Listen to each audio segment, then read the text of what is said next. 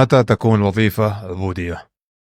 يعني أنا سمعت هذا المصطلح، لكني أنا حتى موظف لدى الغير، وأرجع أقول لك أنه وإن استخدمنا هذه المصطلحات البعض يمكن أن يستخدمها إما للاسترسال أو للسياق، لكن أنا شخص ما أستخدم هذا المصطلح، لأنه أنا في الواقع ما أقدر أشتغل بدون لا يكون عندي منسق.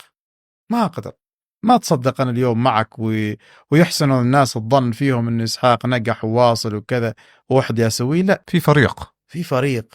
إذا معناته هذا الفريق هو ما يقدر يشتغل من دوني. إذا من صار يخدم الثاني؟ من صار عبد للثاني؟ كل يخدم الكل. أيوة. لولا دفع الله الناس بعضهم لبعض لفسدت الأرض ولو هدمت صوامع وبيع. ما تصدق أن الوظيفة عبودية بهذا المصطلح الدوني.